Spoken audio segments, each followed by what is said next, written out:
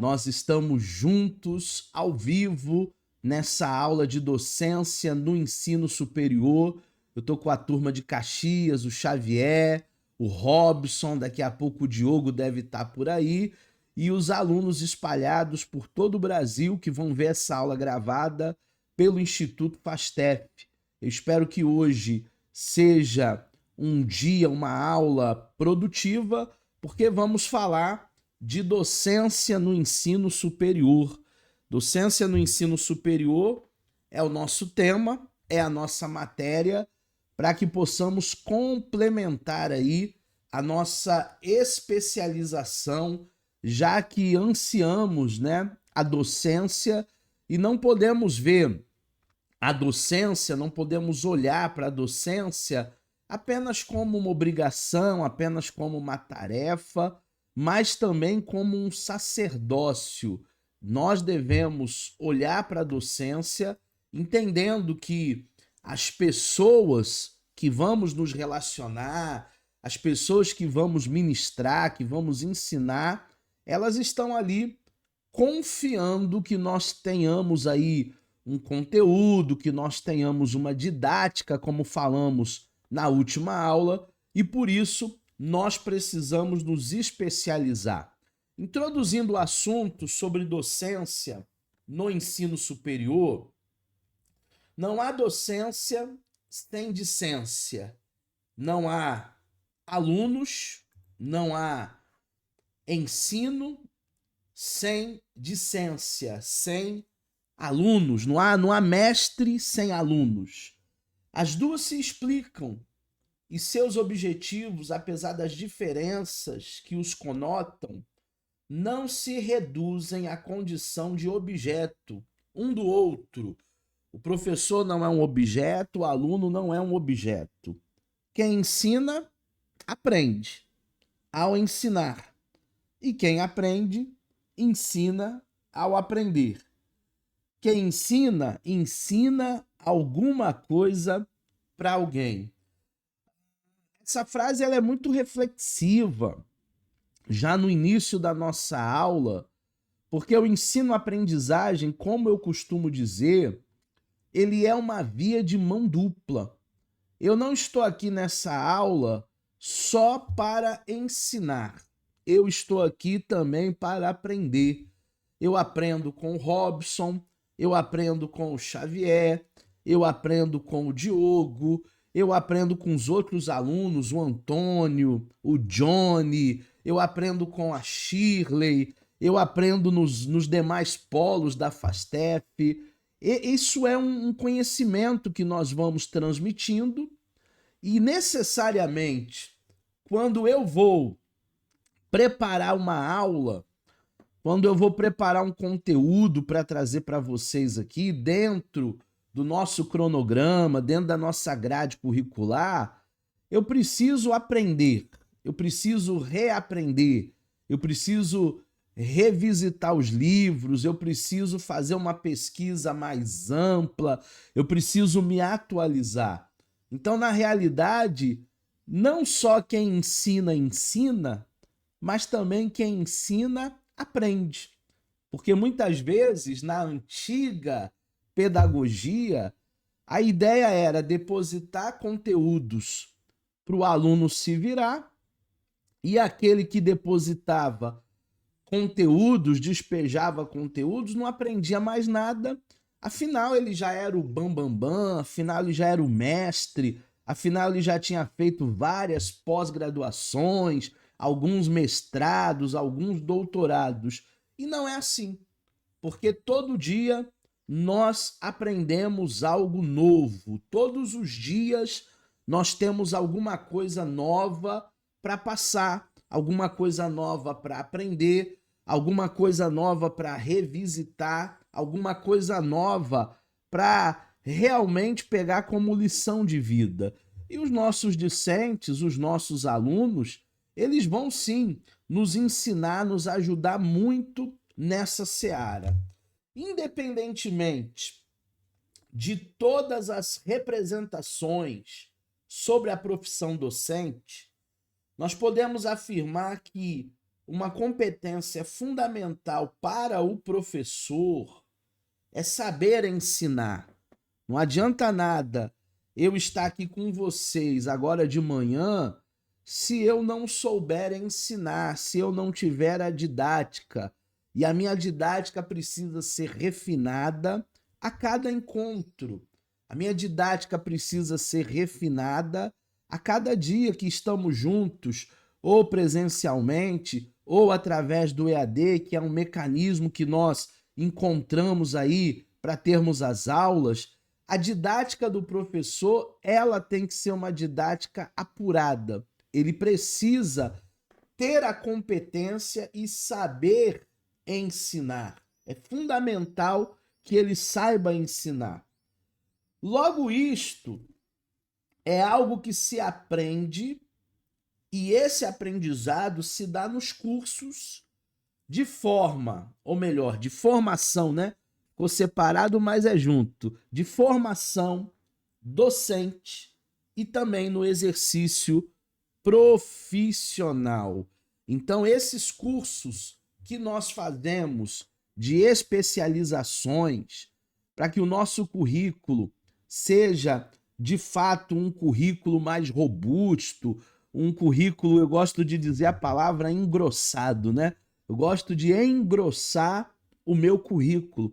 Agora mesmo, eu estou fazendo 2 pós-graduações, porque eu também sou aluno, né?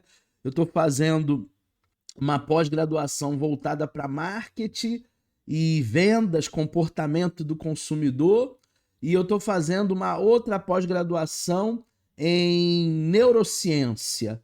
Então, da mesma maneira que vocês estão aí nessa labuta, nesse trabalho de querer aprender e de querer ter uma formação continuada, eu como professor, eu como docente, preciso ter a mesma ideia, preciso ter a mesma intenção, preciso estar no mesmo ritmo que vocês. Porque da mesma maneira que vocês têm muito para aprender ainda, eu também tenho muito para aprender.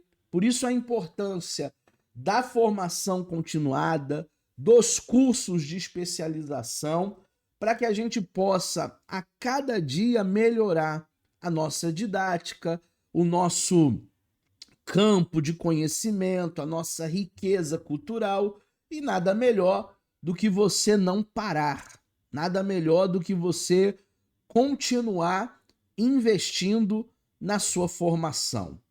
Vamos falar agora, nosso primeiro assunto da aula de hoje, sobre a ação docente e a construção de competências.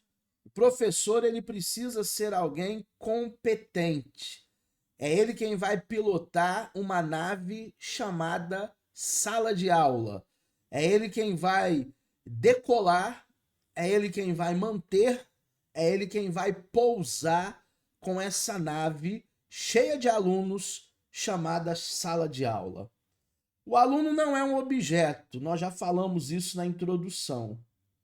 Ele não é um passivo, ele não é um ser passivo, no qual o professor deposita todo o seu conhecimento. O professor chega, enche lá o quadro com muitas matérias, muitos temas, e o aluno se vira. Não, o aluno não é um objeto, o aluno não é um ser passivo, o aluno é um ser pensante, é um ser humano, no qual o professor deposita todo o seu conhecimento.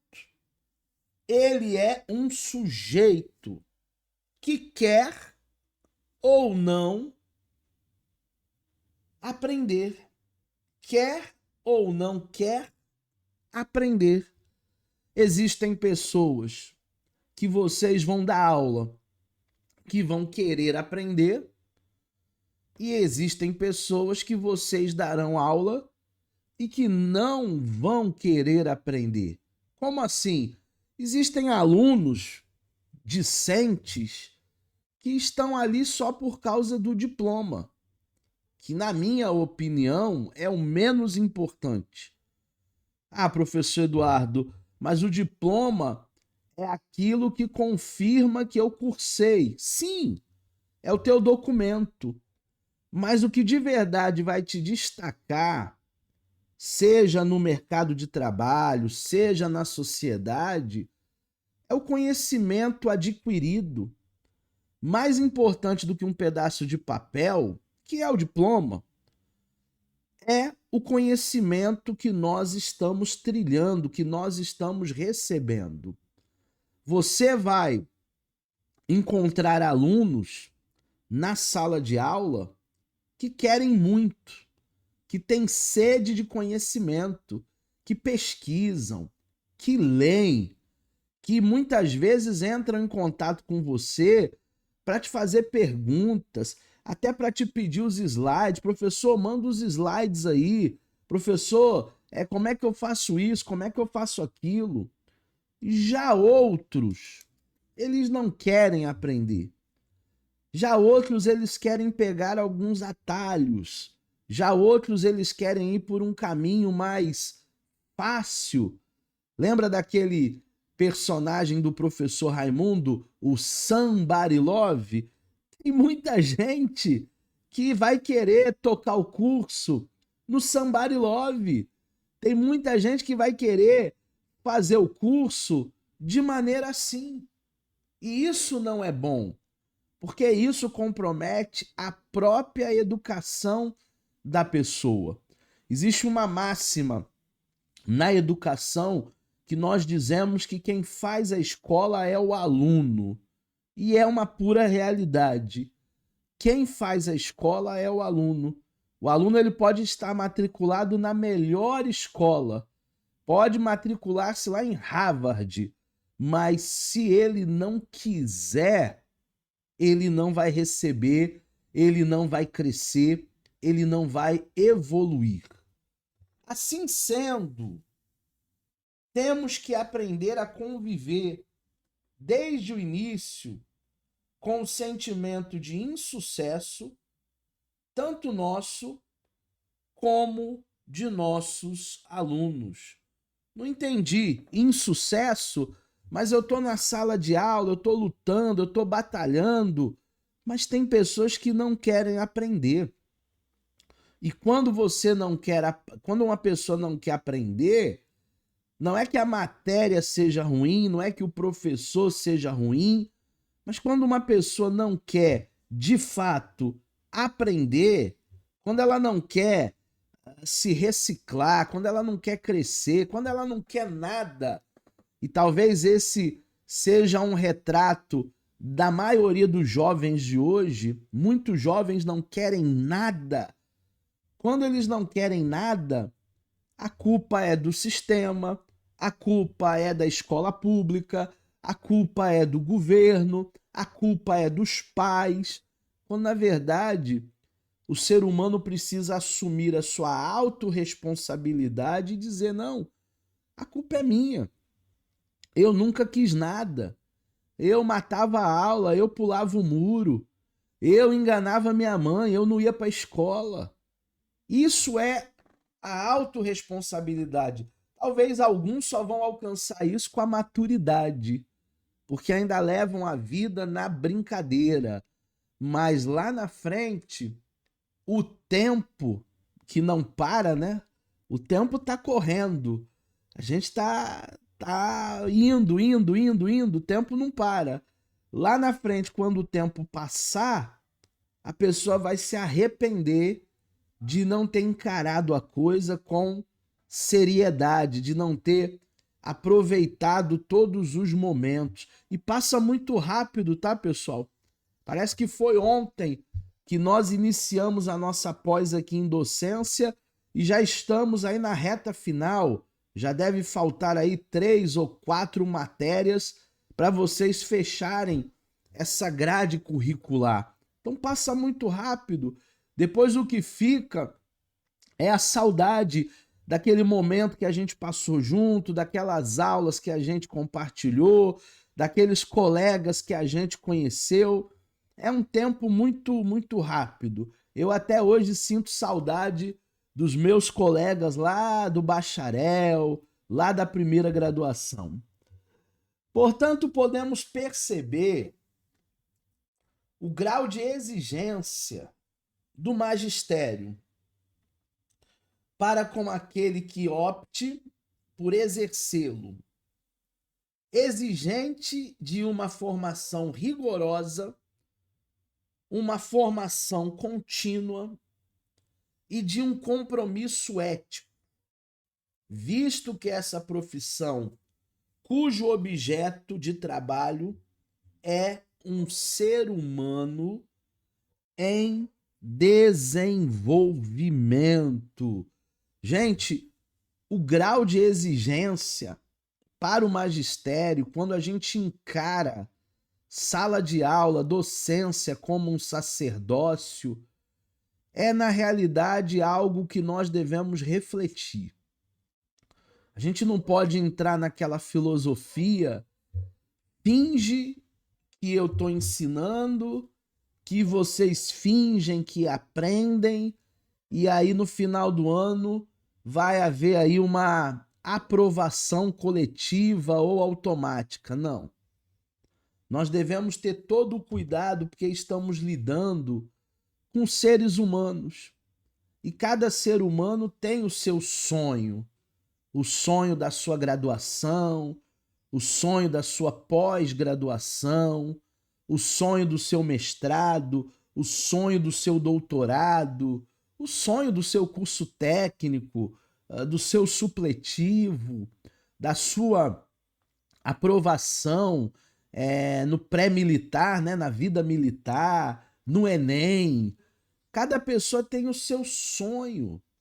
Nós precisamos encarar a docência, o magistério, com esse grau de excelência e termos uma formação rigorosa, uma formação contínua. Eu agora me matriculei numa nova instituição para fazer neurociência e olha, eu tô sofrendo porque é uma instituição muito puxada, muita leitura, muito livro, e aí eu preciso remir o tempo, porque também faço a gestão aqui da FASTEF, mas isso é bom, porque vai me levar a um outro nível.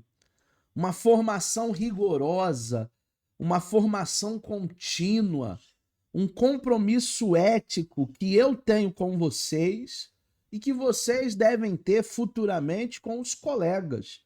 Porque hoje, por exemplo, vocês são discentes, vocês são alunos, mas amanhã vocês serão colegas de profissão. A gente vai estar junto aí nos institutos, dando aula, na sala dos professores, tomando cafezinho, e nós precisamos ter esse comprometimento, primeiramente com o ser humano, que investe, que dedica o seu tempo, que acreditou na instituição, que acreditou em nós, que acreditou na sua aula. Então é importante que nós tenhamos esse grau aí de excelência na nossa formação. A formação de professores deve assumir esses desafios e desenvolver um processo formativo atualizado, flexível, que forneça ferramentas para que o futuro profissional saiba lidar com as situações complexas e imprevistas. Eu não disse para você, na analogia, que nós estamos levantando uma nave e que nós precisamos manter essa nave e depois nós precisamos pousar essa nave, que se chama sala de aula? Vão haver percalços, vão haver imprevistos, vão haver situações que vão tentar sair do teu controle, complexidades, perguntas capciosas. Ontem mesmo eu estava dando aula para a turma do avançado à noite e aí entrou no assunto de fazermos algo por alguém, ajudar alguém, E aí veio uma aluna com uma pergunta meio que capciosa, com uma pergunta meio indelicada, e ela disse para mim assim: "Mas e você, professor? O que que você faz pela sociedade? O que que você faz pelo próximo, fora da sala de aula, fora da profissão? O que que você faz pelo bem das pessoas?" Ela quase que me colocou na parede, né? Ela queria quase um relatório, mas aí eu, mesmo dirigindo aquela nave complexa, com uma pergunta capciosa, imprevista, eu consegui contornar e dizer: nós fazemos pelas pessoas todos os dias, não só estando dentro de uma instituição, uma escola, ou dentro de uma igreja, porque tem pessoas também que acham que só faz o bem para alguém estando na igreja. E nós fazemos o bem todos os dias. Todos os dias a gente precisa ter esse espírito misericordioso, bondoso. Então, o grande desafio da nossa competência docente é sermos flexíveis no momento que a gente precisa ser flexível e não rígido o tempo todo, e estarmos atualizados na nossa especialização, na nossa profissão. Porque que há 25 anos, de maneira ininterrupta, eu estou estudando. Há 25 anos eu não paro de estudar. Termino um curso, eu engato outro. Termina outro, eu começo outro. E agora com o EAD, depois da pandemia, agora que ficou melhor, né? Porque antigamente eu tinha que me deslocar, às vezes para outra cidade, às vezes para outro estado, para fazer um curso. Mas agora não. Agora eu tenho o meu momento de estudo no horário previsto, naquele dia que eu estou um pouco mais livre das minhas obrigações, ou à noite, e eu abro aqui minha apostila, eu abro aqui meus vídeos, e há 25 anos que eu continuo me atualizando, entendendo o processo da educação, sendo flexível, porque imprevistos acontecem e nós precisamos desenvolver essas competências. Falando de competências, nós vamos falar agora sobre quais são as competências para ensinar, quais são os nossos desafios profissionais. Porque você é um profissional da educação, você está se preparando para a docência. Se a educação dos seres humanos, pouco a pouco, tornou-se mais complexa, o mesmo deverá acontecer na profissão docente. Nós já tivemos a disciplina profissão docente. Se os novos alunos ainda não tiveram, ainda terão. A sociedade ela se tornou extremamente complexa. Haja vista as tensões que a gente está vivendo atualmente de diplomacia. Para quem está assistindo essa aula ao vivo, você viu o que aconteceu ontem entre Brasil e Estados Unidos. Uma tensão diplomática. Parece que os governos eles não se entendem. Será que a gente está voltando àquele tempo da Torre de Babel, onde cada um está falando uma língua sem tradutor, né? Com tradutor fica fácil. Mas nós não estamos nos entendendo. Se a educação dos seres humanos, pouco a pouco, se torna mais complexa, o mesmo vai acontecer na nossa profissão. Porque a educação se traz de casa. Bom dia, boa tarde, por favor, dá licença, posso entrar, me desculpa, me perdoa, querido, querida, foi mal. Isso aí a gente traz de berço. Existem pessoas que, graças a Deus, vão cruzar o nosso caminho e que são pessoas que têm uma educação exemplar. E existem pessoas que não foram bem educadas. Existem pessoas que literalmente são mal educadas. São pessoas arrogantes, são pessoas grossas, são pessoas deselegantes.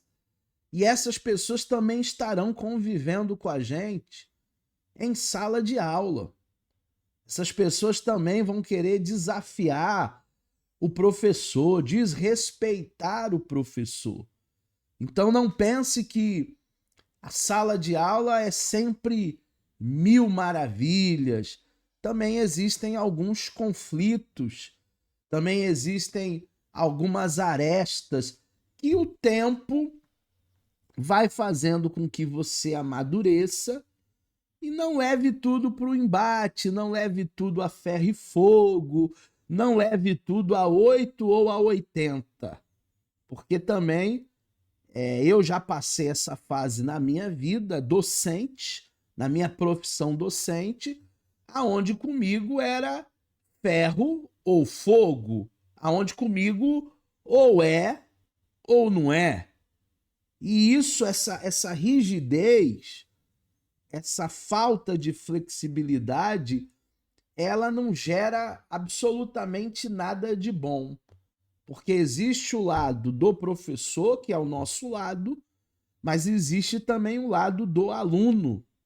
Então a gente precisa, né, encontrar aí um meio termo, não para agradar a todos, porque agradar a todos vai ser impossível, mas pelo menos que a sua didática, pelo menos que o seu combinado, pelo menos que a sua avaliação, ela seja muito bem esclarecida dentro dessa nave chamada sala de aula. Ao findar o século XX, finalzinho do século XX, alguns desafios se colocaram para a escola. Falam-se em outras novas maneiras de ensinar, em outras novas maneiras de aprender, exigindo-se uma reconfiguração do papel da escola e, por consequência, papel do professor. Porque hoje, e nós vamos falar do século XXI, todo mundo tem um computador na mão. Todo mundo tem uma fonte de pesquisa na mão. Claro que tem pessoas que não sabem pesquisar, mas que tem. Hoje nós já estamos vivendo o momento da IA, da inteligência artificial. Eu aprendi com o Robson que a IA faz a tradução melhor do que o Google Tradutor. Eu não sabia. Aprendi com o Robson.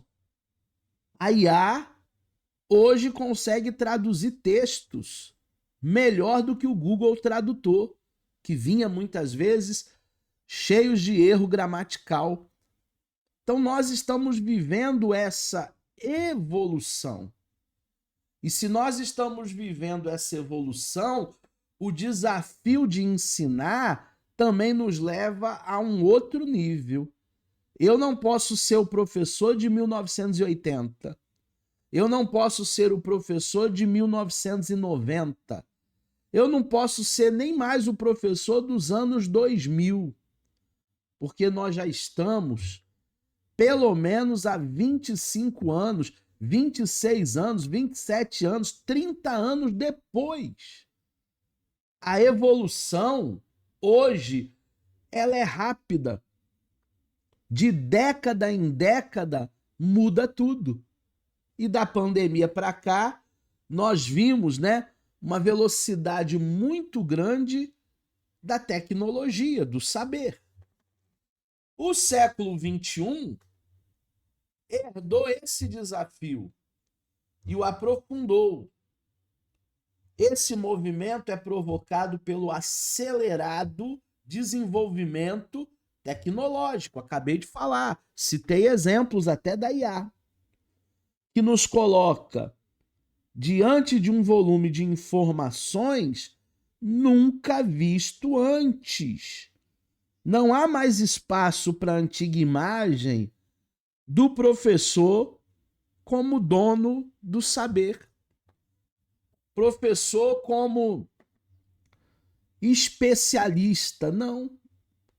O professor hoje ele precisa entender que ele é generalista. Ele precisa conhecer outras áreas. Ele precisa passear por outros campos. Ele precisa entender a interdisciplinaridade. Olha que palavrão!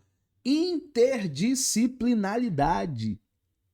Ele precisa percorrer vários outros campos. Ah, eu vou ficar restrito na teologia. Não. Vá para a filosofia, vá para a história, vá para a docência, vá para a gestão escolar, vá para a pedagogia, vá para a sociologia, comece a operar em outros campos. No meu caso, eu também fui para a psicanálise clínica, porque há uma carência muito grande de bons mestres, de bons professores nessa área. Às vezes uma área tá saturada.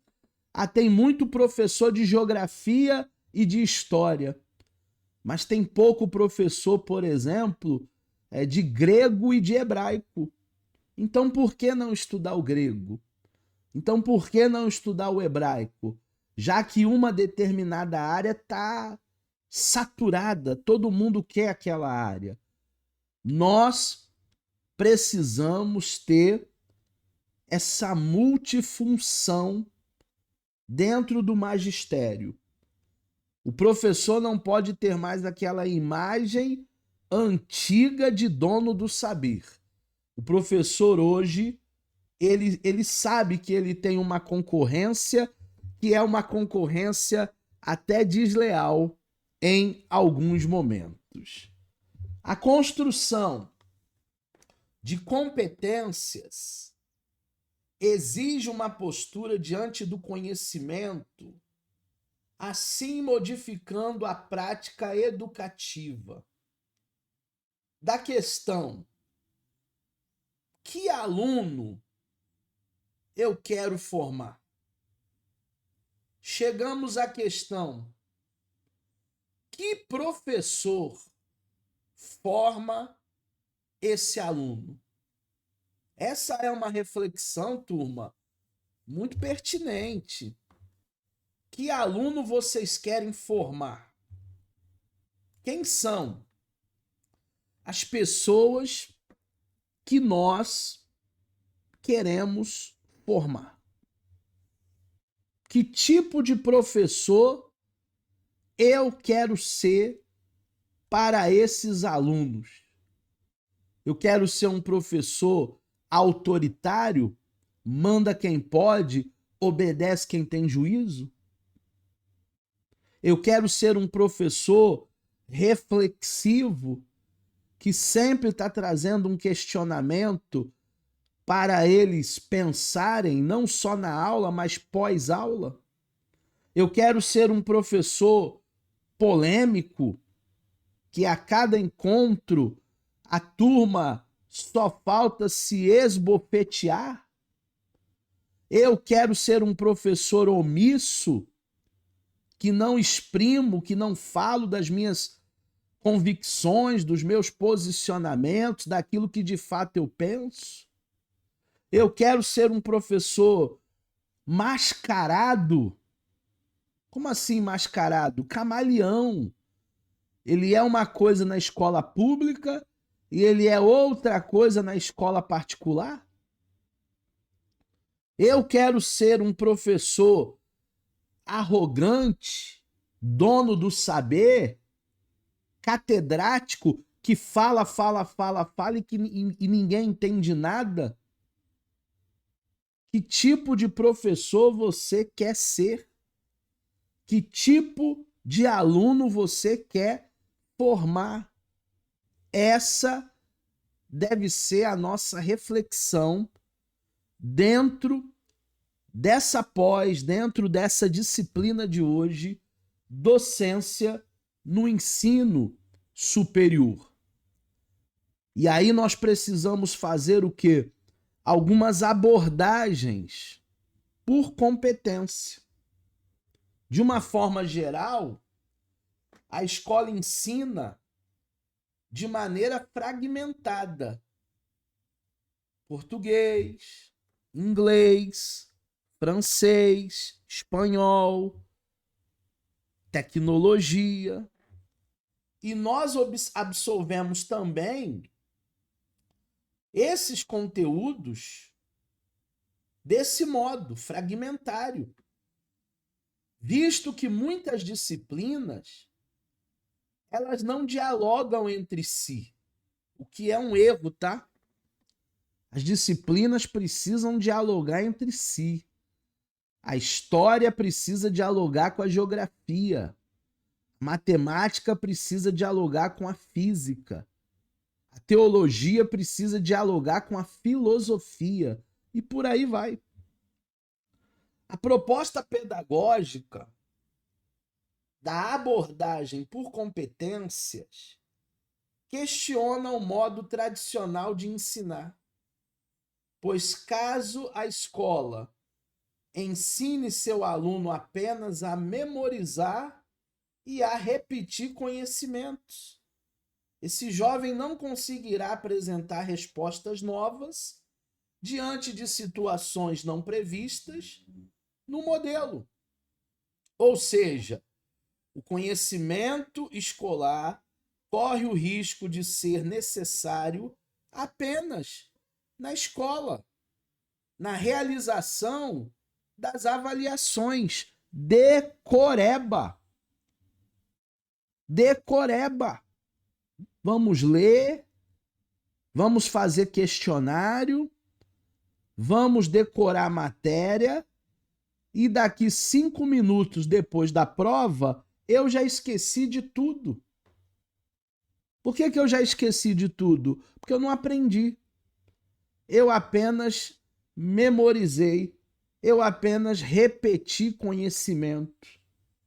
Tem pessoas que têm um HD, um SSD, tão pequeno, mas tão pequeno, que toda hora ele deleta arquivos para colocar novos arquivos. Toda hora ele deleta conhecimento porque ele não consegue de fato aprender. É apenas uma memorização, é apenas uma decoreba. Não. Nós precisamos levar os nossos alunos dentro de uma abordagem competente dessa multidisciplinaridade para que eles não mais sejam ecos, mas que eles sejam vozes. Para que eles não sejam rec e repete, mas que eles sejam reflexivos.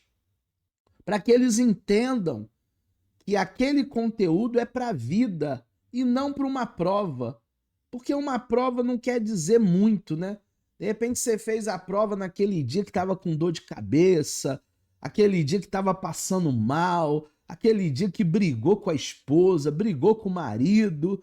Gente, a nota em si não quer dizer nada, mas o conhecimento que você adquiriu, esse conhecimento vale ouro. E é isso que nós precisamos entender. A validade deste conhecimento. Portanto, podemos dizer, de uma maneira geral, que a abordagem por competência pretende favorecer o desenvolvimento de uma aprendizagem significativa que tenha uma correspondência com a realidade. A gente precisa levar aquele conhecimento para a vida. E para isso, exige desenvolvimento da capacidade da resolução dos problemas, de invenção, pois toda normalização da resposta provoca um enfraquecimento da capacidade de ação, de reação em uma situação complexa. Hoje em dia as pessoas elas têm tanta preguiça, mas tanta preguiça, que se você der tudo mastigadinho, elas não vão saber solucionar o problema. E problemas estão aí para a gente resolver. Ou você acha que você vai viver uma maré assim, tranquila, águas calmas, sem ondas? Não. Tem momentos na nossa própria vida que o mar ele se revolta, que as ondas batem, ressaca. Ontem mesmo, eu terminei a minha aula, quando eu fui olhar o meu zap, tinha 2 problemões para eu resolver. Terminei minha aula às 8h30, 9 horas. Eu olhei o zap, meu pai do céu, 2 problemões para eu resolver.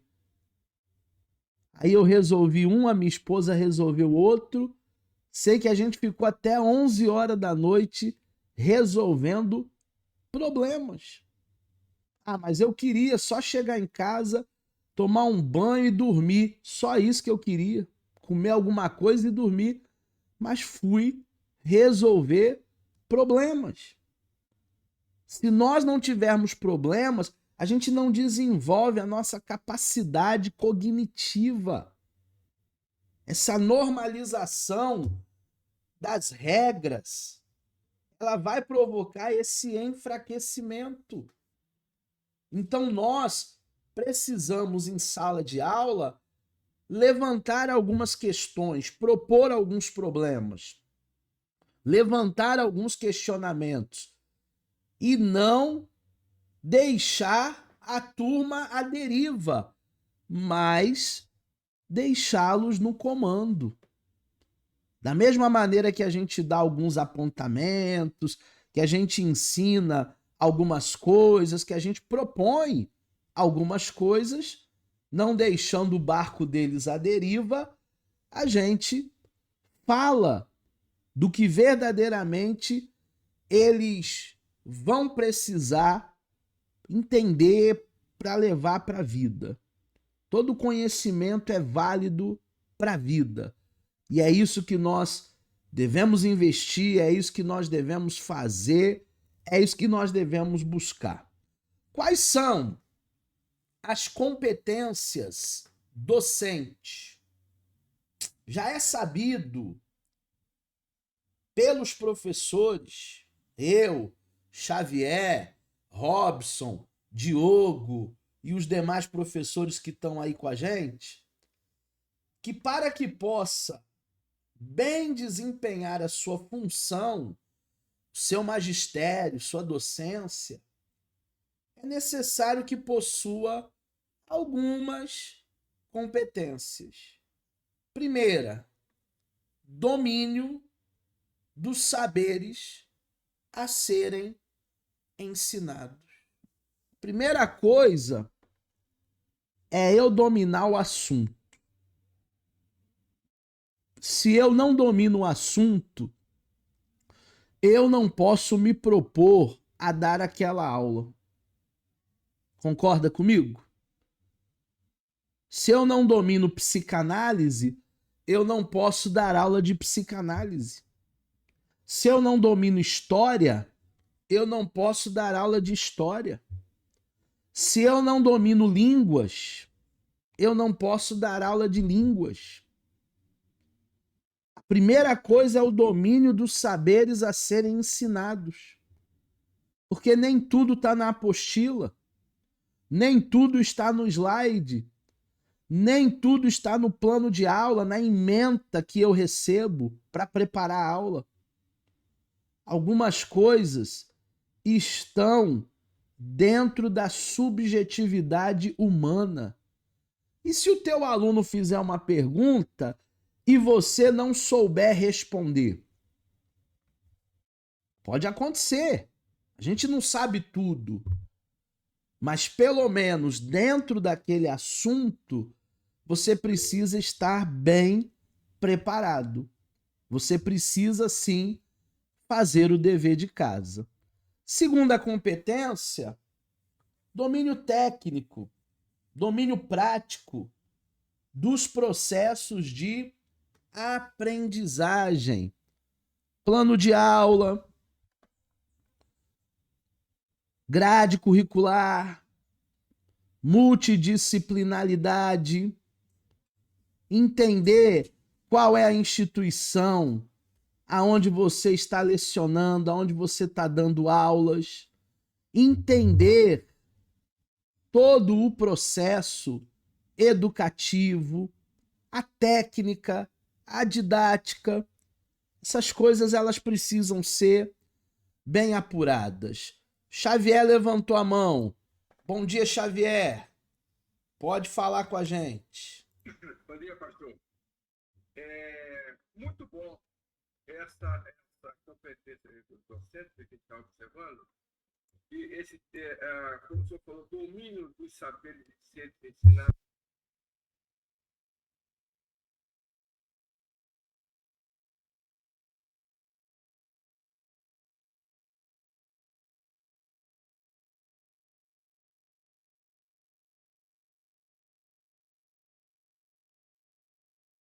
Me convidou para dar uma aula sobre angiologia.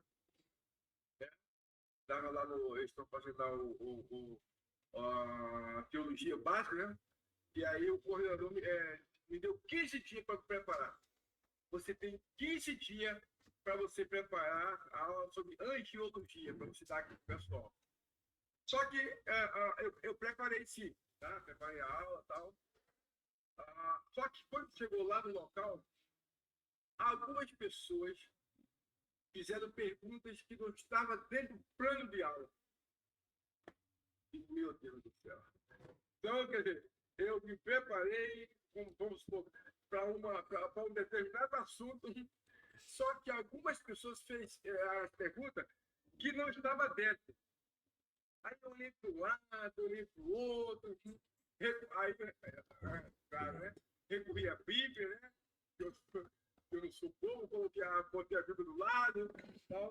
E aí, esse plano de aula eu tive que deixar um pouquinho do lado e utilizei a Bíblia Sagrada como referência principal. Mas eu consegui sair muito bem. Mas, na verdade, aí voltando para a minha atuação, a teoria e prática são algo extraordinário. Eu basicamente, eu gosto mais da prática. Tá? Por exemplo, os engenheiros que trabalham comigo, que às vezes a gente começa a fazer uma palestra em determinado local e eu estou junto, mas como ele não vivencia muita prática, o negócio deles é mais computador, é mais sala de aula, eles se perdem. Quando chega na parte prática, aí eles falam assim, peraí, pessoal, agora vamos fazer o seguinte, vamos chamar agora quem conhece bem da parte prática. Tá? Aí eu entro. Tá? Então, na verdade, mas as duas trabalham em conjunto, né? Tanto a teoria como a prática. Mas eu gosto mais da prática, eu gosto mais de evidência, de pegar, de fazer, de mostrar. Tá? Eu me sinto melhor. Mas, né, a teoria e a prática, elas se combinam, não é isso? Com certeza. E os saberes, eles se dividem assim, né? A gente sempre vai dividir os saberes entre teoria e prática. Geralmente, nós começamos na teoria e ao longo dos anos a gente vai praticando, a gente vai fazendo, a gente vai apurando e a gente vai melhorando. Mais competências aqui docentes. Organizar e dirigir situações de aprendizagem. Quem organiza é você. Quem dirige é você. Quem propõe é você. Tudo bem que uma vez ou outra você pode embarcar numa ideia do aluno e aí você até deixa determinadas atividades ali como sugestão deles. Mas não é todo o tempo, tá? Uma vez ou outra. Quem dirige, quem organiza é sempre você. Administrar a progressão das aprendizagens. Meu aluno está aprendendo ou não? Eu preciso analisar esses dados, eu preciso entender esses dados. Será que eles têm progredido? Será que eles têm caminhado? Será que eles têm evoluído? Eu preciso pensar nisso também. Conceber e fazer evoluir os dispositivos de diferenciação. Quais são os dispositivos de diferenciação? Tudo aquilo que você puder usar dentro de uma teoria, dentro de uma tese, dentro de um pensamento. Se você, por exemplo, for ensinar dentro da teologia o Apocalipse, existem vários dispositivos de diferenciação, existem várias coisas aí para a gente diferenciar símbolos, ícones, uma visão futurista, uma visão preterista. Então, tudo isso nós precisamos também levar em conta. Envolver os alunos em sua aprendizagem e em seu trabalho. O trabalho ele tem que ser algo comum para a turma. Geralmente você vai encontrar um ou outro mais destacado, um ou outro que não se enturmam, um ou outro que tem algum tipo de dificuldade. Nós temos alunos que têm transtorno de ansiedade generalizado, que é o TAG. Nós temos alunos que são autistas, que é o TEA. Nós temos alunos que são TDAH, TDA. Então nós precisamos integrar todo mundo, mesmo os neurodivergentes, nós precisamos integrar e fazer com que eles venham se enturmar, que eles estejam envolvidos em cada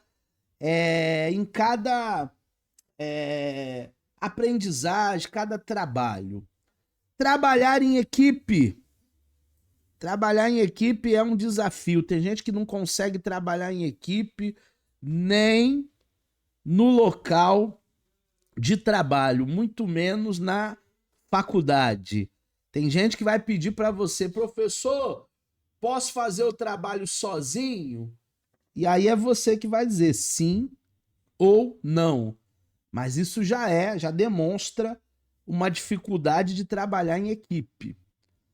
Participar da administração da escola.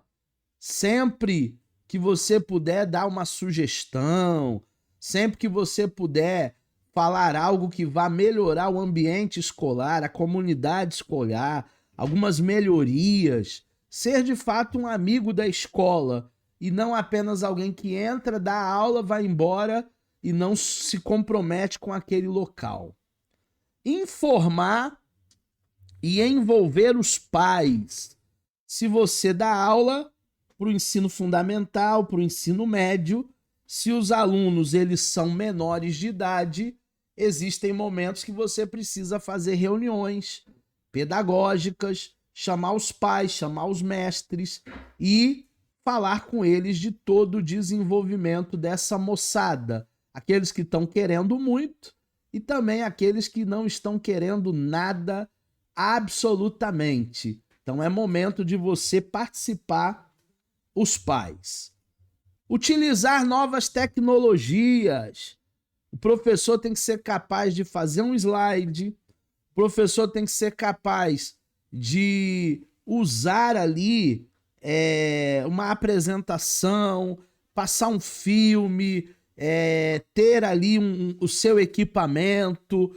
O professor ele precisa estar atualizado com novas tecnologias do audiovisual. Enfrentar deveres e dilemas éticos da profissão. Todo mundo, em algum momento, vai parar e vai dizer: será que eu tenho sido um bom professor? Principalmente quando você dá uma avaliação e muita gente tira nota baixa.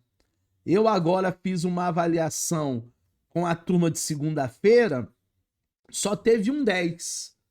E a grande maioria foi mediana, mas teve alguns alunos que foram bem mal. E aí eu fui analisar o porquê existem alunos que foram tão maus numa prova que particularmente não tinha um nível muito hard. E aí eu fui analisar cada aluno na pauta, são as faltas, né? Tem aluno que faltou 3 aulas e foi fazer a prova. Obviamente, ele não vai ter o mesmo desenvolvimento que quem foi em todas as aulas. Mas essa análise que nós precisamos fazer e problemas éticos. Será que eu tenho sido um professor ético? Será que eu tenho aberto a minha boca e não quebrado a ética da profissão? Administrar a sua própria formação continuada. Isso requer tempo, isso requer investimento, isso requer querer. Todo mundo quer? Nem todo mundo quer, não. Tem muita gente que fala garganta, né? Quero, quero, quero. Mas na hora ele não prioriza. E tudo na nossa vida são prioridades. Se você não tivesse a prioridade, você não estaria aqui hoje assistindo essa aula. Tudo é prioridade. Poderia estar em outro lugar? Poderia. Poderia estar fazendo outra coisa? Poderia. Mas você priorizou sua vida acadêmica. Então, tudo na vida são prioridades. Quais são as minhas prioridades? Aonde eu quero chegar? Como é que eu quero o meu currículo daqui 2 anos, daqui 4 anos, daqui 5 anos, daqui 10 anos? Aonde eu quero estar? Essa meta, é esse objetivo que o professor precisa ter. Para compreendermos melhor as nossas competências docentes, nessa aula nós optamos em dividir em 3 categorias. A primeira categoria são as competências relativas ao cotidiano da sala de aula, dia a dia. Vamos subir essa nave, vamos manter essa nave, vamos pousar essa nave. Em segundo lugar, as competências relativas à gestão. E em terceiro lugar, as competências relativas à formação continuada do professor. Agora a gente vai ver em detalhes cada uma dessas competências. Começando pelas competências relativas da sala de aula. No primeiro bloco, o autor apresenta novos sentidos para as ações cotidianas do professor, mostrando toda a complexidade do processo de ensino-aprendizagem. Segundo o autor, a aula deve extrapolar os limites físicos da sala de aula. E o professor, ele deve ser capaz de gerir situações de aprendizagem uma vez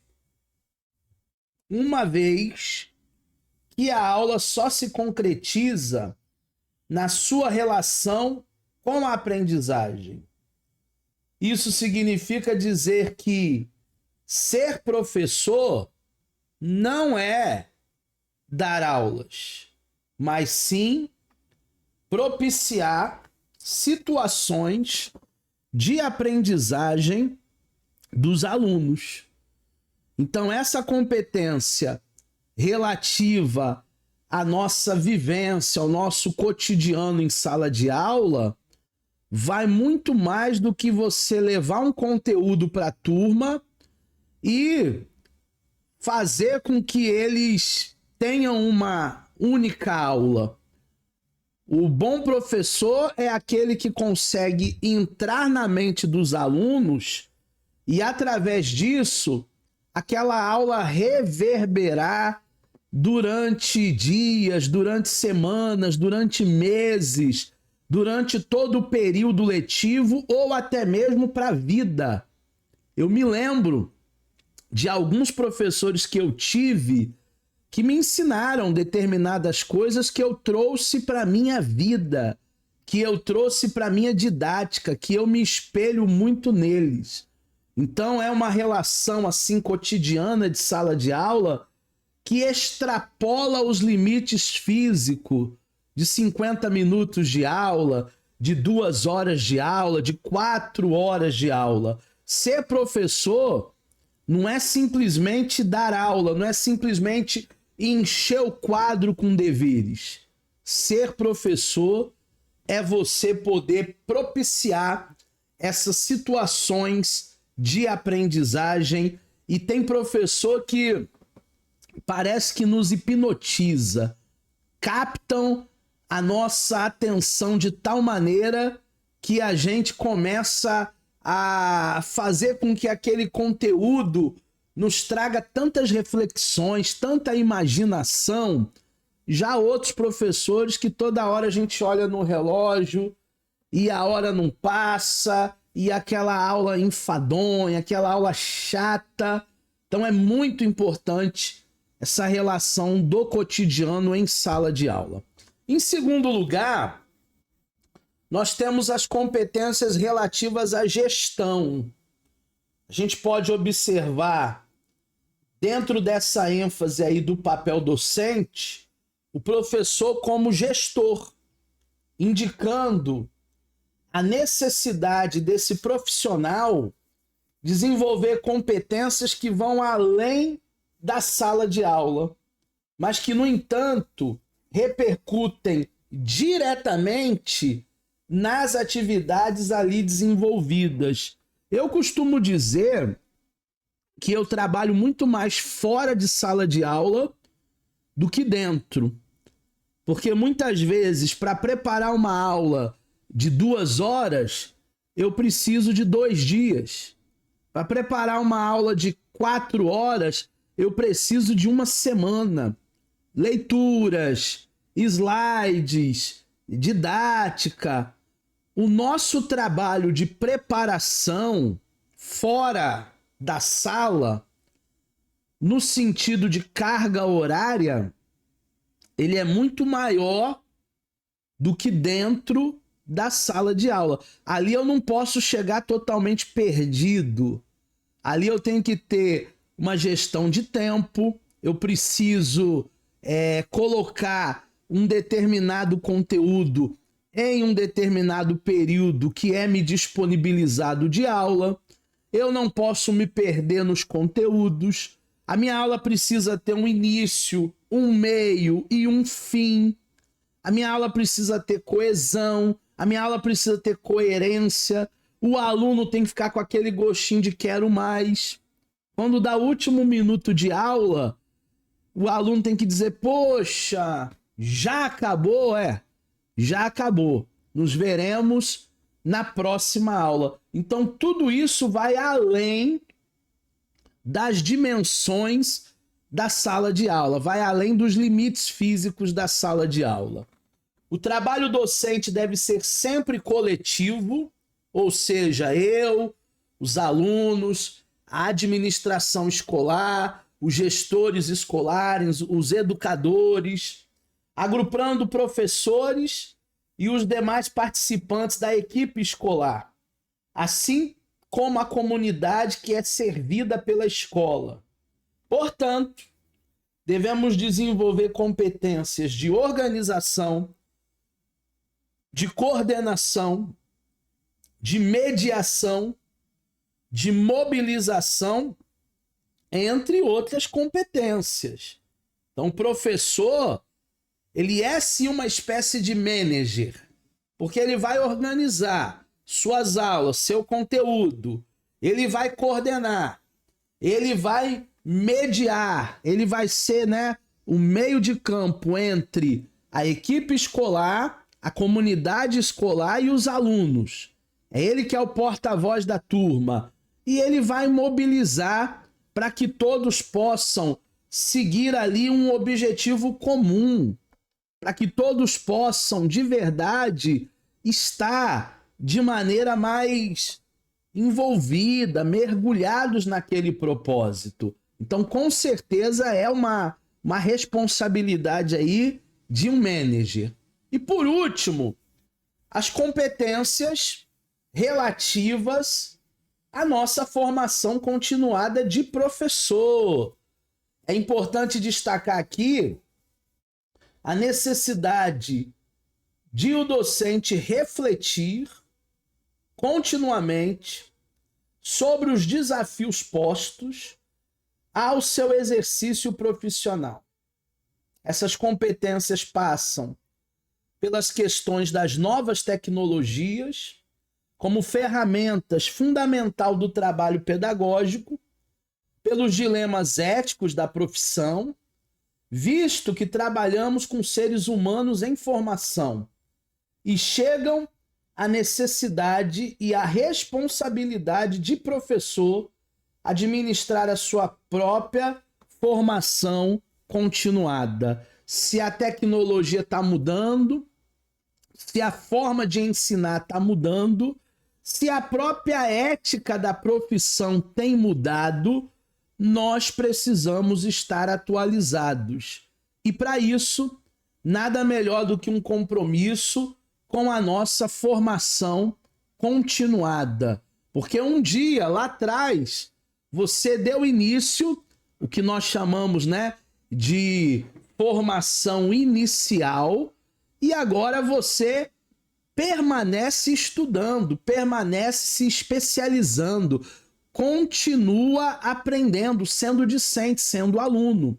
É essa a chamada formação continuada. Na formação inicial, é aquela que foi realizada por você, por mim, no nosso ensino superior, na nossa primeira graduação. Forneceu para nós, um aluno e futuro professor, as bases para o exercício profissional. Trata-se de um momento importante do desenvolvimento para futuros professores, pois é nesse tempo que se adquire os primeiros conhecimentos que constituirão a base para o exercício da docência. Então, a formação inicial é tudo? Não, é o início.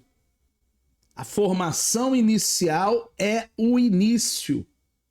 O início da minha trajetória. Muitas vezes uma pessoa entra num curso de pedagogia, num curso de história, num curso de filosofia, e ela nem sabe direito o que ela quer ainda da vida. Ali é uma formação inicial. Ali ela vai se encontrar, ali ela vai se achar, ela vai tatear ainda determinados conteúdos. Depois, ela precisa se especializar. É igual a medicina.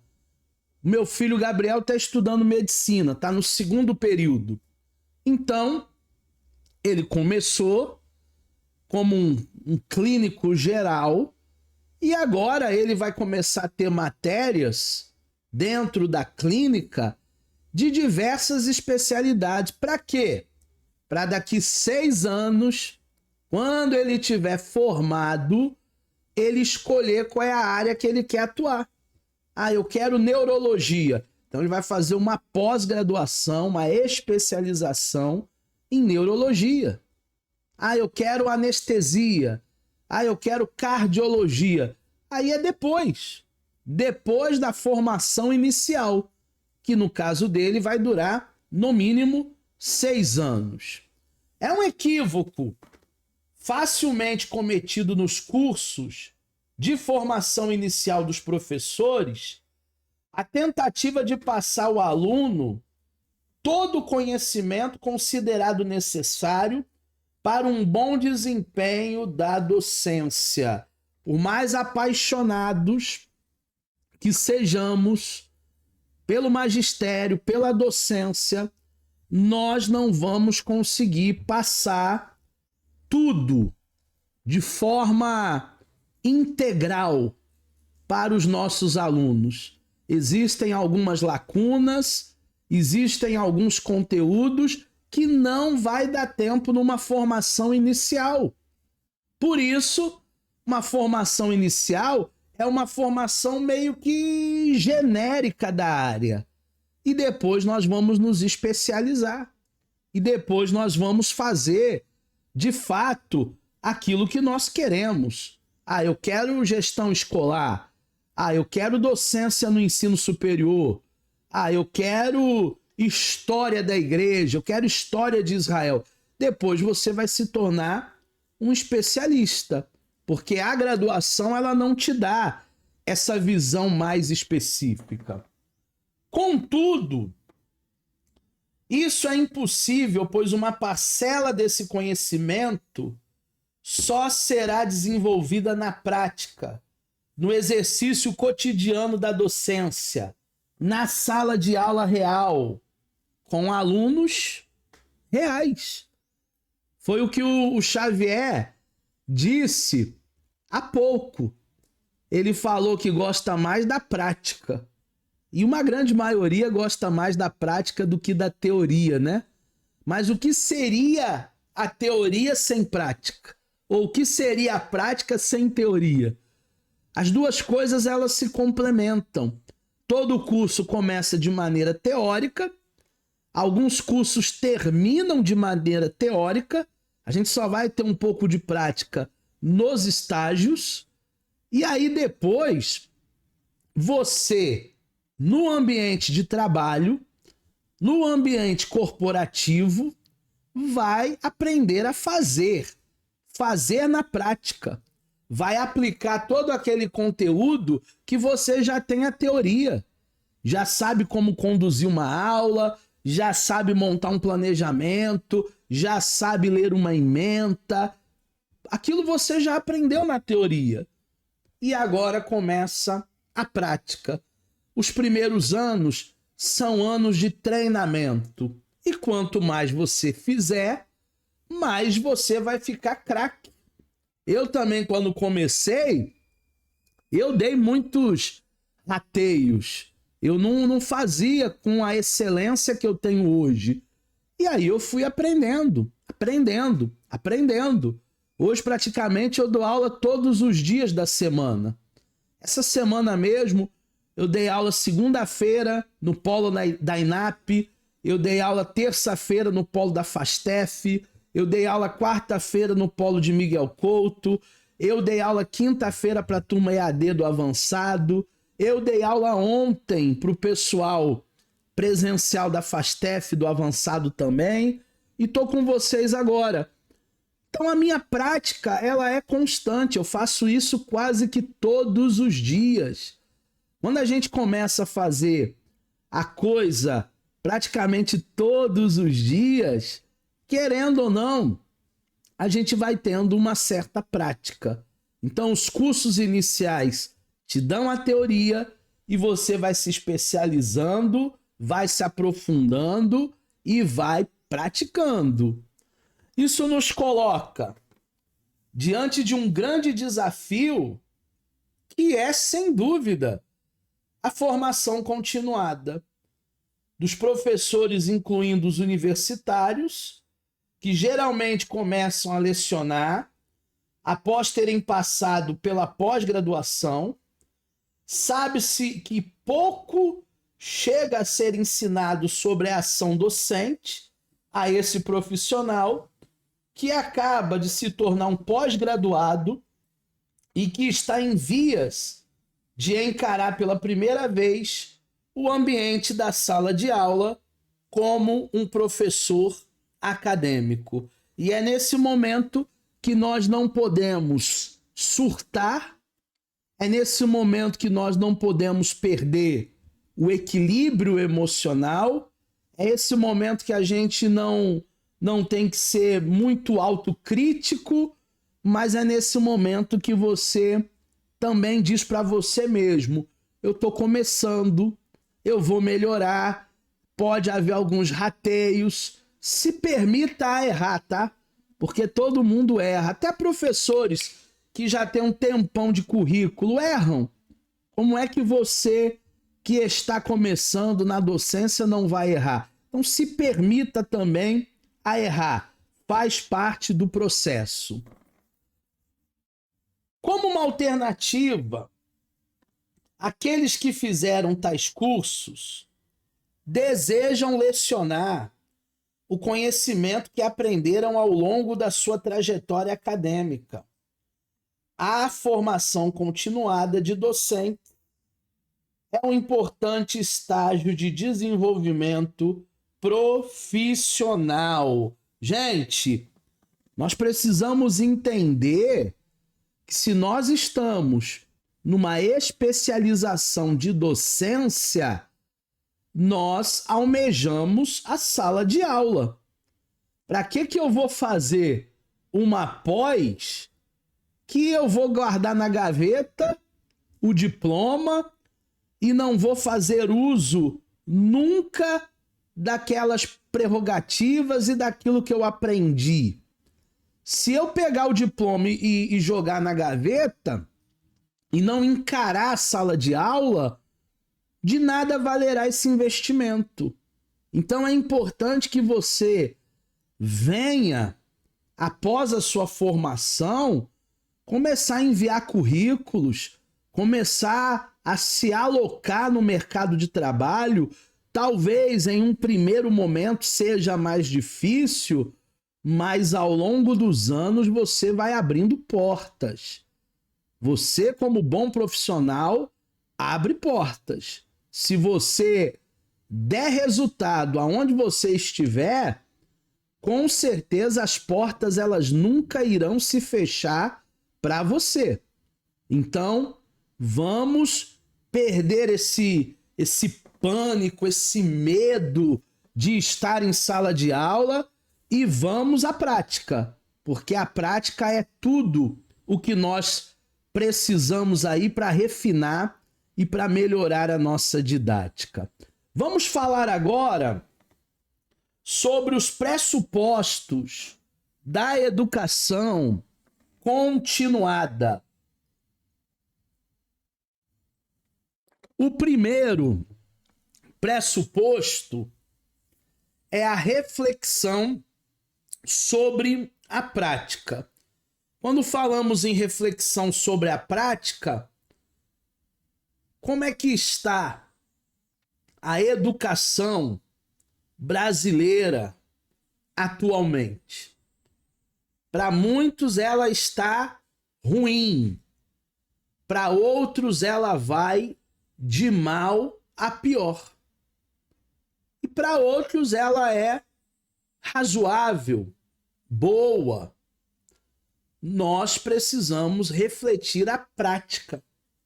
Nós precisamos analisar até maus professores para que a gente não cometa os mesmos erros que eles cometem.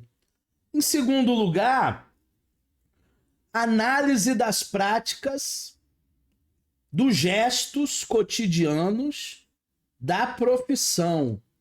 Eu acho que uma complementa a outra. Quando você passa a refletir a prática, você analisa os gestos, os trejeitos, o comportamento de um profissional da educação. Terceiro, relação entre teoria e prática. Tem que haver uma relação, tem que haver uma ponte. Não adianta o engenheiro lá aonde o Xavier trabalha falar 1001 coisas dentro da teoria, se na hora da prática o Xavier não estiver conectado com aquele engenheiro, complementando o que aquele engenheiro acabou de falar. Porque quando passamos para a prática, tem que haver uma relação, tem que haver ali uma ponte. Pensar em um saber que emerge da prática docente. Quanto mais praticarmos, mais estimularemos o ser pensante, que não é um objeto, que não é um boneco, é um ser humano, e essa prática docente vai pensar em saberes mais eficientes. Aprender com os pares de modo colaborativo. Eu colaborando com você, você colaborando comigo. Eu, como docente, trazendo um conteúdo atualizado, você, como aluno, trazendo experiências, trazendo vivências, trazendo reflexões, trazendo o que você tem vivido, encarado em sala de aula. Porque tem situações que já se passaram contigo em sala de aula que eu ainda não vivi. Ah, não é possível. O senhor já deve ter vivido tudo. Não, não. Até porque o meu curso, ele é específico. O do Xavier tem outra especificidade. É outro curso. Então tem coisas que o Xavier ele vai vivenciar que eu ainda não vivenciei. E aí, de maneira colaborativa, nós vamos aqui trocando figurinha, nós vamos aqui trocando saberes, nós vamos aqui ajudando um ao outro.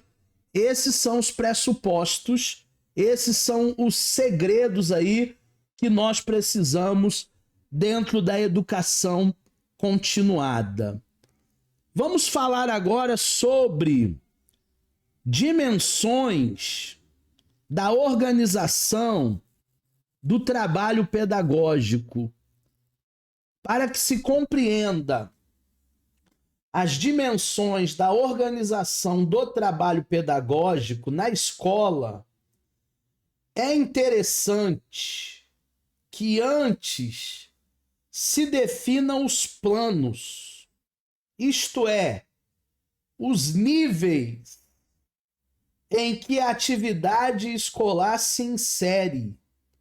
E esses planos são definidos por...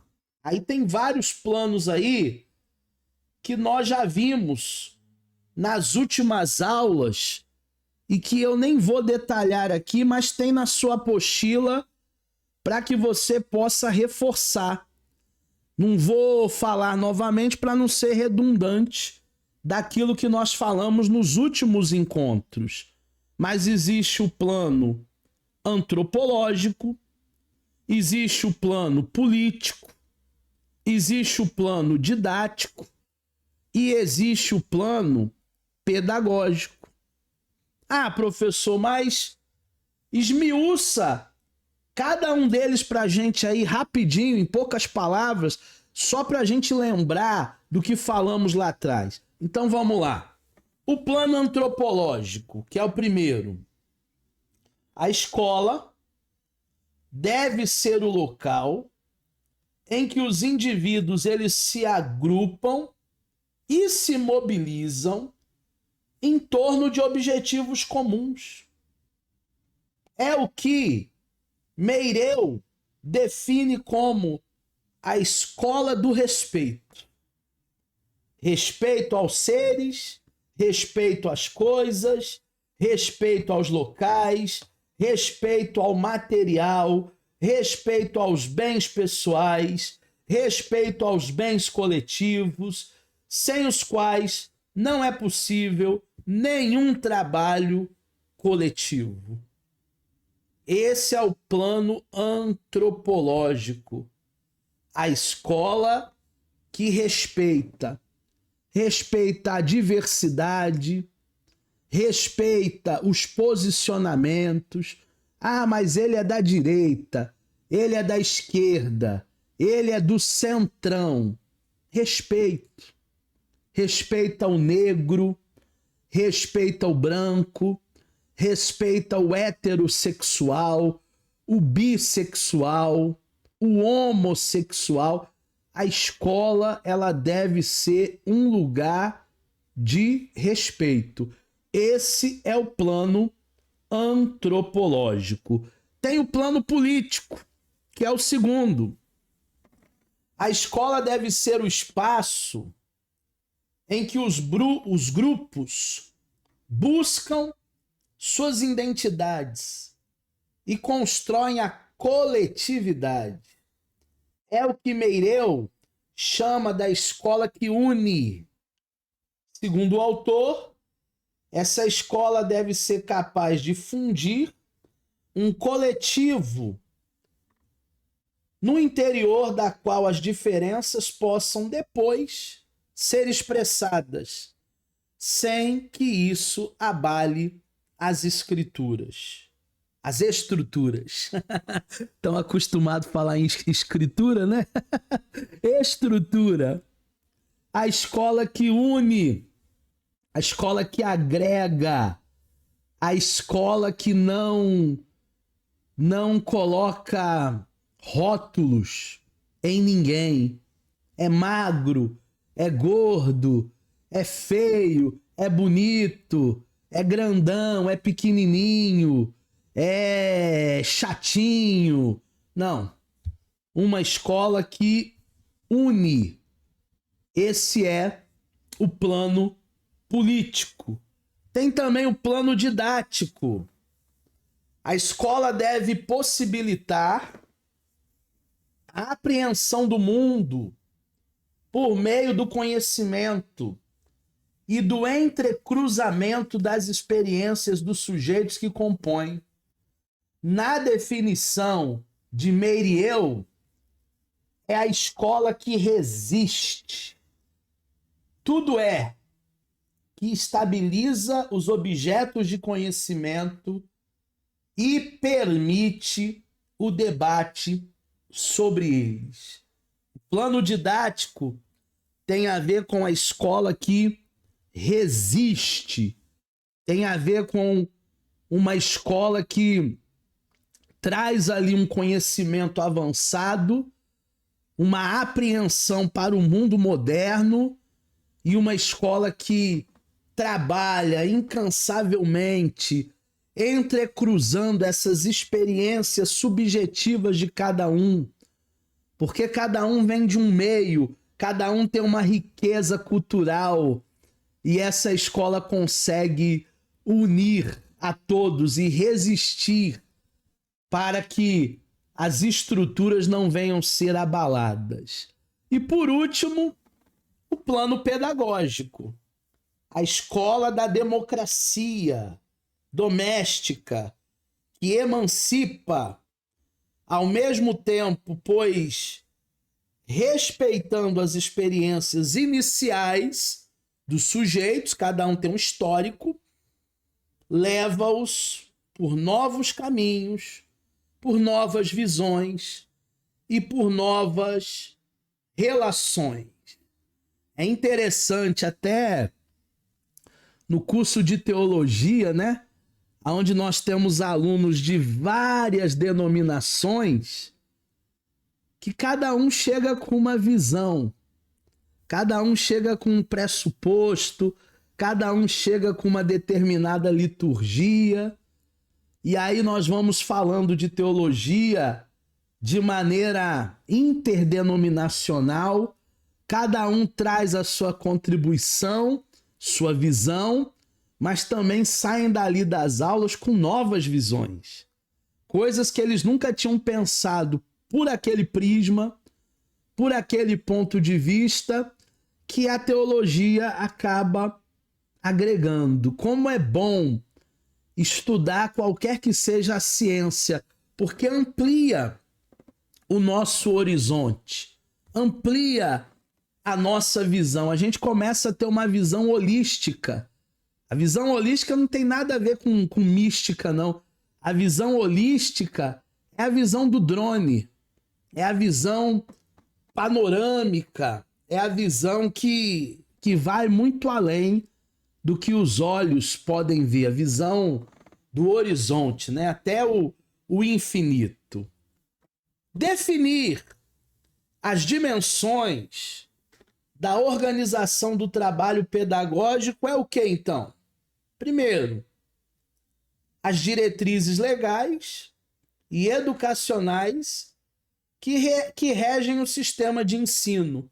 Já falei com vocês em outras oportunidades que toda escola tem um PPP, Projeto Político Pedagógico. São essas diretrizes legais que vão reger o sistema de ensino.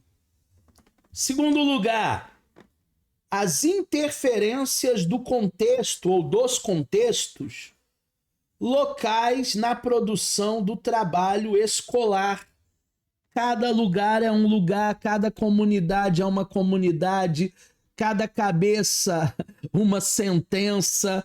Não dá para você achar que da mesma maneira que você dar aulas em um condomínio de luxo, num bairro mais rico da tua cidade, é a mesma coisa que dar aula numa comunidade carente, que as pessoas não têm nem o que comer e que vão para a escola só por causa da merenda. O horário mais esperado para aqueles pequenos é o horário de comer aquele macarrão, aquele arroz à grega e por aí vai. Então as realidades, elas são diferentes. Existem interferências nesses contextos. Em terceiro lugar, os campos pré-configurados dos currículos, que definem de antemão determinadas ações docentes. Eu posso ensinar o que eu quiser? Não. Eu tenho que ensinar dentro de um currículo. Eu tenho que ensinar dentro de uma ementa. Eu tenho que ensinar dentro de um plano de aula, dentro de um plano de unidade. A gente não pode ensinar a esmo. Tem todo um objetivo. A aula de hoje, ela tem um objetivo para te dar uma base para a próxima aula. E a aula anterior também foi construída assim. Te deu uma base para a aula de hoje.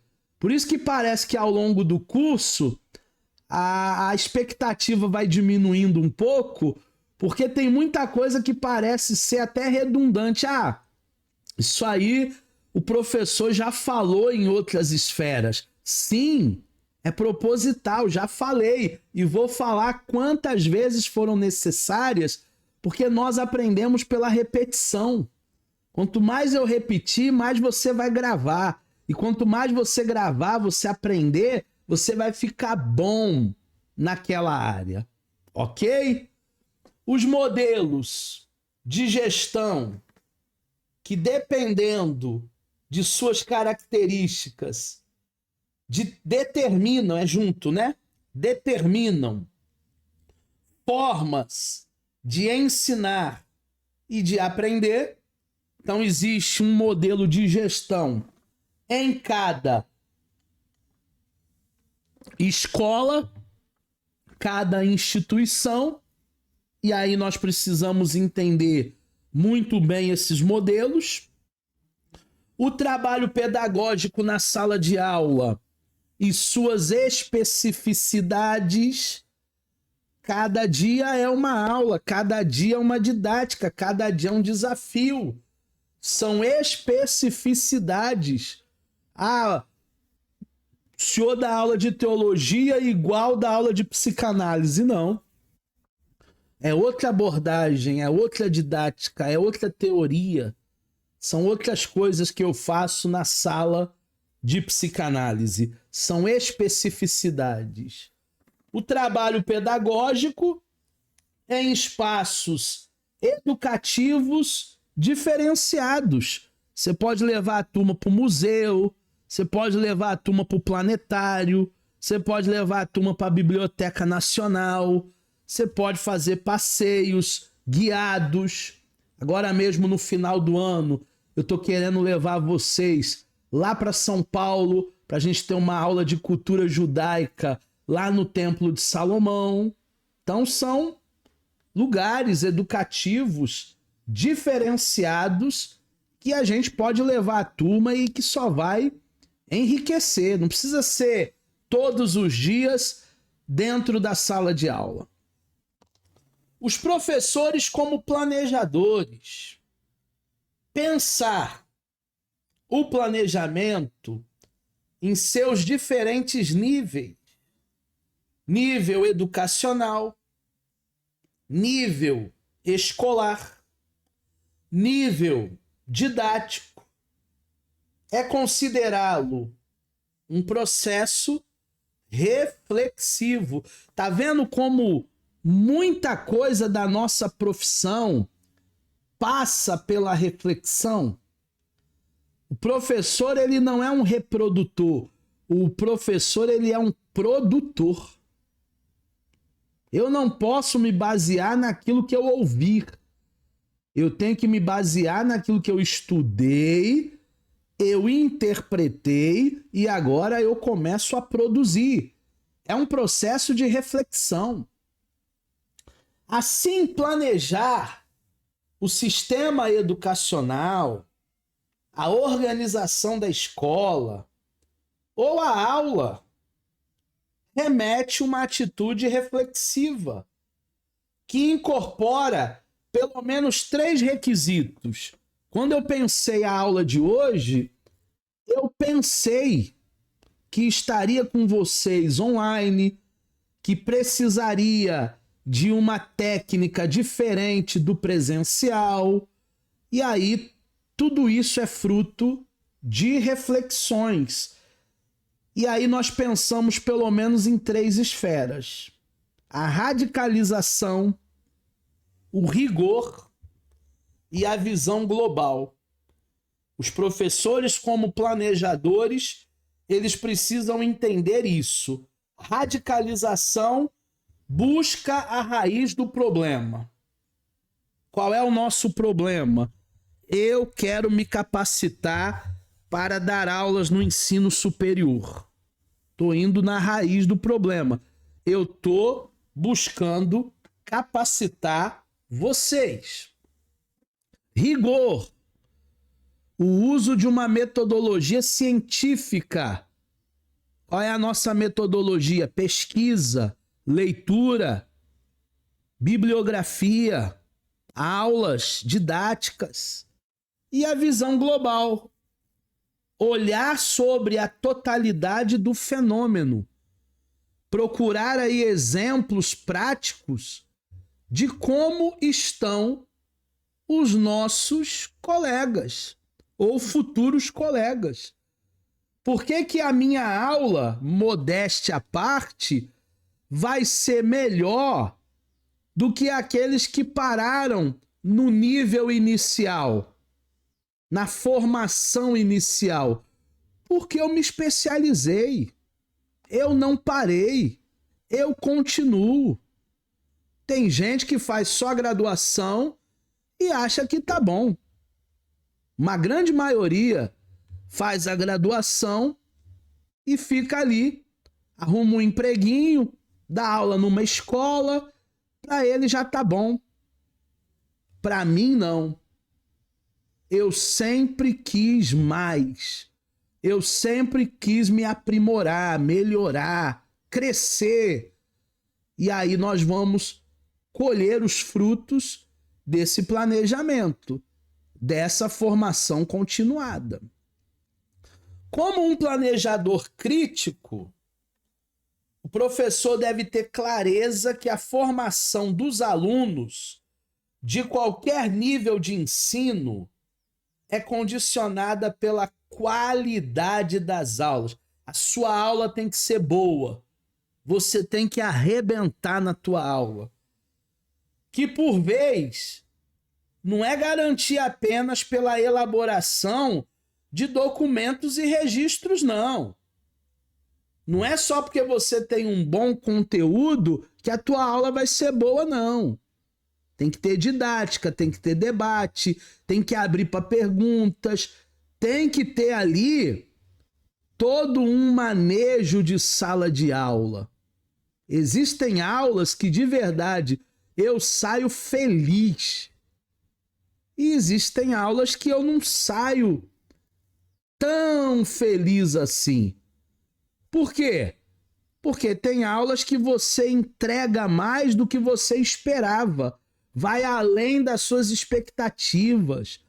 E tem aula que às vezes a gente mesmo fica devendo algo para os alunos. Então é importante que a aula seja boa. A qualidade da aula vai além do conteúdo ou dos documentos que você traz como objeto de estudo. Aí nós temos os documentos norteadores da organização do trabalho pedagógico e as suas funções. Também já falamos aqui em aulas anteriores do planejamento educacional, do planejamento curricular, do planejamento de ensino, do planejamento escolar, do planejamento didático. Já falamos também em aulas anteriores do plano escolar, do plano do curso e do plano de ensino. Ah, professor, mas eu ainda tenho algumas dúvidas sobre esses planos. Então, vá lá na sua apostila e aí você pega o seu material didático e reveja esse conteúdo aí, porque está no seu material didático. Dá uma boa lida em cada um desses planejamentos, dá uma boa lida em cada um desses planos, para que você tenha aí uma visão geral desses documentos e que você não bata tanto a cabeça, né? Até porque uma especialização é para você não ficar batendo a cabeça, mas é para te dar os meandros, é para te dar os caminhos. Vamos falar agora de alguns princípios a serem considerados quando se discute a elaboração dos planos. O primeiro princípio é a articulação entre os conteúdos objetivos, a metodologia e a avaliação. Esses 4 componentes, eles guardam uma relação intrínseca que o plano de ensino deve explicar. Então você, como um bom professor, tem que articular o conteúdo, o objetivo, a metodologia e a avaliação. Tudo tem que conversar. Eu não posso aplicar uma avaliação para vocês da qual eu não ensinei. Como é que eu vou cobrar uma coisa que eu não ensinei? Você vai ficar perdido no objetivo, você vai ficar perdido na metodologia. O bom professor, ele articula conteúdo, objetivo, metodologia e o final, avaliação. Chega lá no final, se o teu aluno estudou, se o teu aluno assistiu às aulas, ele vai se dar bem. Pode ter certeza disso. Segundo, declaração da base teórica da área da disciplina, por meio de referências bibliográficas que integram o plano de ensino. Professor tem que ser fominha em livros. Tem que chegar na livraria e você pelo menos sair carregado lá de uns 5 livros. Professor tem que ler. Tem que ser fominha de livros. Não tem jeito. Aonde eu vou, eu levo livro. Minha esposa até fica chateada comigo. Poxa, pra que levar tanto livro? Mas aonde eu vou, eu levo livro. Pelo menos uns 3 livros eu levo comigo. Eu não tenho muito hábito de iniciar um livro e lê-lo de capa a capa, né? Eu leio mais ou menos uns 3, 4 livros ao mesmo tempo. Então, eu vou carregando comigo aonde eu for, fora os livros de pesquisa. Fora os livros de pesquisa que a gente tem que ter bibliografias, a gente tem que ter uma boa base teórica na nossa área. Em terceiro lugar, a clareza na definição, turma. Definição dos procedimentos e critérios de avaliação. O teu aluno, ele tem que ter clareza da regra do jogo. Qual é a clareza? Qual é a regra do jogo? Como é que vai ser a avaliação? Qual é o critério? Quanto que vai valer a pergunta número 1? Quanto que vai valer a pergunta número 2? Quanto que vai valer a prova? Agora mesmo, na turma de quarta-feira, eu disse para eles no início do módulo, olha o critério. Cada aula que você vier, você vai ganhar 1 ponto. Totalizando 4 aulas, 4 pontos. E a sua prova, ela vai valer 6. Se vocês tirarem 6 na prova e vierem em todas as aulas, vocês vão ficar com 10. Na primeira aula eu já falei isso. É um critério de avaliação. Eu quero uma frequência melhor. E na última aula eles estavam me cobrando. Ó, eu tenho 3 pontos, hein? Eu tenho 4, hein? Eu vim em todas as aulas. Porque foi um critério na clareza, na definição. O teu aluno tem que saber. Não dá para mudar a regra do jogo com a partida rolando. Tem que ter critério. Seleção de conteúdos capaz de representar da área específica o objeto do plano de ensino. Uma seleção de conteúdos capaz de representar todo aquele bojo, todo aquele conhecimento, tudo aquilo que você quer transmitir. Uma vez eu pedi para um colega meu dar aula de administração eclesiástica. Ele foi lá para o polo, deu a sua aula. Uma semana depois eu fui dar aula em outra matéria, o mesmo polo. Perguntei para os alunos, como é que foi a aula?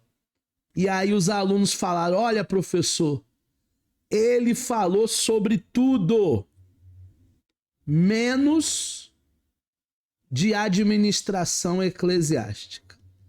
Ele falou de tudo, até experiências dele, da vida dele, ele contou. Ele só esqueceu da ementa. Então ele pecou aqui, na seleção dos conteúdos, capaz de representar a área ou o objetivo do plano de ensino, do plano de aula. Mais um aqui. O que o plano de ensino não é? O que o plano de ensino não deve ser? O plano de ensino não deve ser uma camisa de força.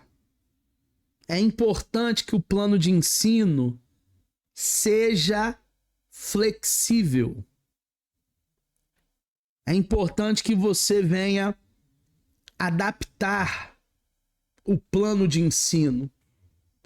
Cada turma é uma turma, cada matéria é uma matéria, cada lugar é um lugar, cada módulo é um módulo. Nós vamos adaptando o plano de ensino. Aqui em cima da minha casa passam muitos aviões, é rota de avião. Mas de vez em quando eu tenho um aplicativo aqui no meu celular que se eu clicar aqui eu sei da onde está vindo o avião para pousar aqui no aeroporto Galeão. Aqui em cima é rota. E aí de vez em quando eu vejo que alguns aviões não passaram por aqui. Foram por uma outra rota mas vão chegar no mesmo aeroporto. Então, não necessariamente todos irão passar aqui em cima de casa. Tem alguns que estão vindo para o mesmo aeroporto, mas que irão passar por outro caminho. Talvez até por cima do mar lá no litoral, nas praias, na Zona Sul. Mas aqui não deixa de ser uma rota. Então, o planejamento nosso também tem que ser flexível. Em alguns momentos você pode mudar a rota. O que o plano de ensino não deve ser? Um instrumento meramente técnico. Ele contém decisões que revelam o posicionamento do professor diante do processo educativo. O professor, ele tem ali um posicionamento X, Y ou Z. E aí, quando você se torna extremamente técnico, extremamente robotizado, você não consegue ter flexibilidade. Você não consegue sair daquele marasmo. O professor, ele precisa colocar também o seu posicionamento. Caso contrário, são palavras apenas frias, né? E o aluno sabe quando você está distante do conteúdo, quando você não vive aquilo, quando você nem acredita naquilo. O aluno sabe. Então você pode sim se posicionar. O plano de ensino não deve ser um produto isolado do professor em sua área, em sua disciplina específica, mas é um resultado do compartilhamento com os pares, ou entre os pares. Aí eu compartilho com o Robson, aí eu compartilho com o Xavier, compartilho com o Diego, compartilho com os outros alunos, com o Johnny, com a Shirley, com o Antônio, com o Pedro Gabriel, e a gente vai tendo um resultado ali compartilhado. Todo mundo vai dar a sua contribuição. O plano de ensino também não deve ser um documento exclusivo de domínio do professor. É importante que ele seja um dos canais de comunicação entre o professor e o aluno. Que o aluno saiba o que há de vir na próxima aula, as atividades, as propostas, até também para o aluno ir preparado, tá? Ó, na próxima aula nós vamos falar disso, disso e daquilo. Então, o aluno ele se prepara, ele recebe o material didático antes da aula e ali ele pode, então, se desenvolver. Ok? Alguma dúvida até aqui sobre a nossa aula? Não?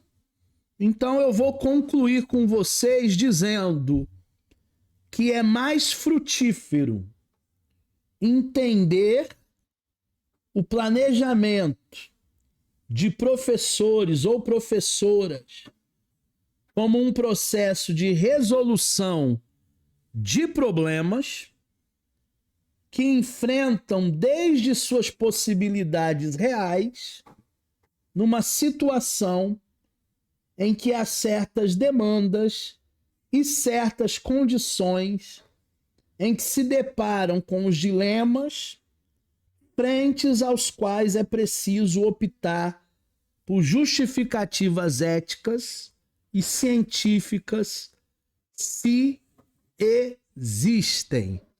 Então, o processo reflexivo é um processo que em todo tempo nós precisamos fazer na docência do ensino superior.